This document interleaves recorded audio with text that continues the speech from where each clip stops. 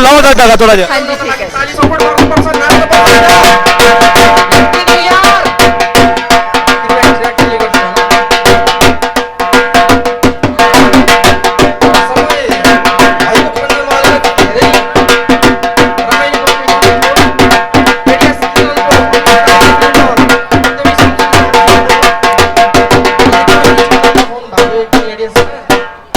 Sydney से मैं हूं औरंगजेब बेग।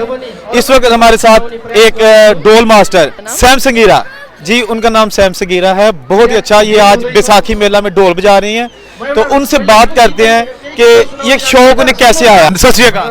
ਸਤਿ ਸ਼੍ਰੀ ਅਕਾਲ ਜੀ। अच्छा थोड़ा दसो कि ढोल बजाने का शौक ਤੁਹਾਨੂੰ ਕਿਸ ਤਰ੍ਹਾਂ ਆਇਆ।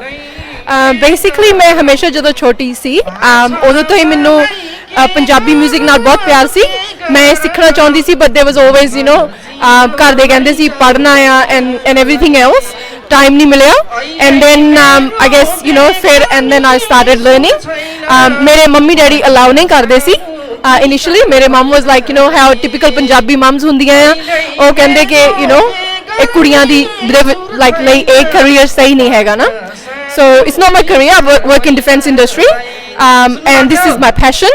So I started learning. मैं चोरी वजाती सी अपनी मम्मा तो पहला, and then they found out मैं सिख games से वजाया तो मेरे मम्मा को पता लग गया. But now she's really proud and they're very supportive.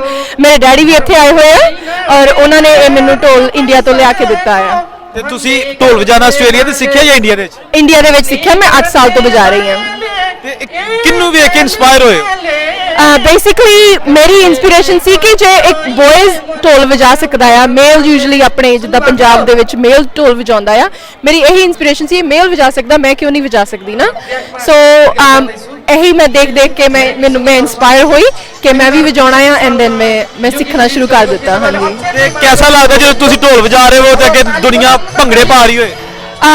ਮੈਨੂੰ ਬਹੁਤ ਚੰਗਾ ਲੱਗਦਾ ਹੈ obviously, because I love it, it's my passion. And ਮੈਨੂੰ ਜਦੋਂ ਮੈਂ ਢੋਲ ਵਜਾਉਂਦੀ ਆ ਸਾਰੇ ਨੱਚਦੇ ਆ ਔਰ ਇੰਜੋਏ ਕਰਦੇ ਆ, ਤੇ ਮੈਨੂੰ I feel honoured, I feel humble that ਮੈਂ ਢੋਲ ਵਜਾ ਰਹੀ ਹਾਂ ਤੇ ਐਵਰੀਵਨ। ਛੋਟੀ ਜਿਹੀ ਬੀਟਸ ਬਣਾਓ, ਲਾਓ ਦਾ ਥੋੜਾ ਜਿਹਾ। ਹਾਂਜੀ ਠੀਕ ਹੈ।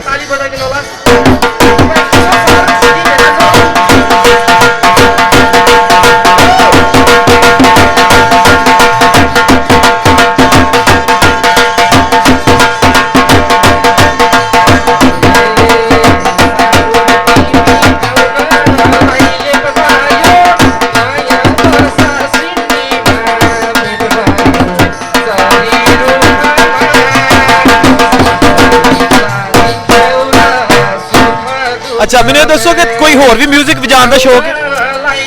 नहीं जी, ढोल ही शौक है। मैं जो छोटी होंगी सी उदों मैं हारमोनीयम बजाती सी एज ए किड, पर नहीं ढोल ही मेरा पैशन है। तो ਤੁਸੀਂ ਕਹਿਣਾ ਚਾਹੁੰਦੇ ਹੋ ਆਪਣੇ ਜਿਹੜੀ ਸਾਥੀ ਲੜਕੀਆਂ ਨੇ ਕਿਸੇ ਵੀ ਕੰਟਰੀ ਦੀਆਂ ਨੇ ਕਿ ਢੋਲ ਵੱਲ ਇਹਨਾਂ ਚੀਜ਼ਾਂ ਵੱਲ ਆਉਣ ਜਿਹੜੇ ਸਿਰਫ ਮਰਦ ਹੀ ਕਰਦੇ ਨੇ, ਮਰਦਾਂ ਦੀ ਇਜਾਰਾਦਾਰੀ ਖਵਾਤੀਨ ਵੀ ਕਰ ਸਕਦੀਆਂ ਨੇ, ਕੀ ਤੁਸੀਂ ਪੈਗਾਮ ਦੇਣਾ ਚਾਹੁੰਦੇ ਹੋ? मैं ही देना चाहती हूँ कि इफ जे तुहाडा पैशन है उन्हें परस्यू करो, ठीक है। Your parents are right but they not always right. See my mum never wanted me to play, मेरे मम नहीं चाहते सी कि मैं प्ले करा, but now she is really proud. ये अपना कल्चर है, ਇਹਦੇ ਨਾਲ ਅਸੀਂ ਜੁੜੇ ਆ, ਪੰਜਾਬੀ ਸਾਡੀ ਮਾਂ ਬੋਲੀ ਆ, ਇਹਨੂੰ ਅਸੀਂ ਅੱਗੇ ਲੈ ਕੇ ਜਾਣਾ ਆ। ਤੇ ਫਰਮ ਜੇ ਜਸਟ ਬਿਕਾਜ਼ ਅਸੀਂ ਕੁੜੀਆਂ ਆ ਉਹਦਾ ਮਤਲਬ ਇਹ ਨਹੀਂ ਕਿ ਅਸੀਂ ਵਜਾ ਨਹੀਂ ਸਕਦੀਆਂ ਨਾ। So if you have a passion for it, go for it and learn and it's awesome, it's fantastic. ਬਹੁਤ ਸ਼ੁਕਰੀਆ, ਤੁਸੀਂ ਸਾਡਾ ਸਾਥ ਦਿੱਤਾ।